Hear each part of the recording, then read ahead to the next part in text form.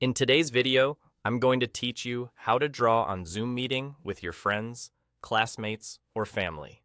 By the end, you'll know exactly how to open a shared canvas so everyone can see your drawings live during the same call. This is perfect for quick brainstorming, tutoring sessions, planning a trip, or even playing simple games together. To start, make sure you're in a Zoom call. Hosting the call, or having host permissions, is important because that's what allows you to launch the shared drawing space. If you're a participant without host controls, the host can follow these same steps on their end. For the smoothest experience, it helps to have the Zoom app up to date and your meeting controls visible at the bottom of the screen. Once you're in the call window, look for the More option in the meeting toolbar. On many devices, this appears as 3 dots. Click that and then choose Whiteboard. You'll know you're in the right place when you see options related to collaborative boards. If your toolbar is hidden, just move your mouse or tap the screen to bring it back. Next, select New Whiteboard. Zoom will create a fresh blank canvas and prompt your participants to join it.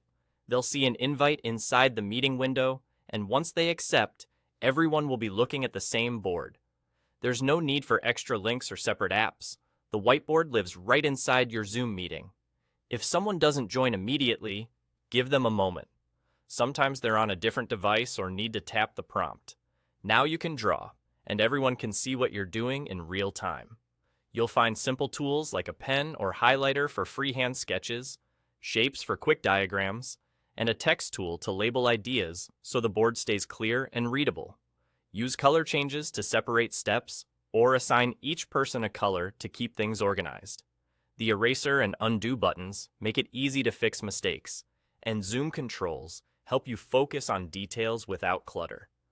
Talk through what you're drawing as you go. This keeps the group in sync and prevents people from drawing over each other. On a computer, a mouse or trackpad works fine.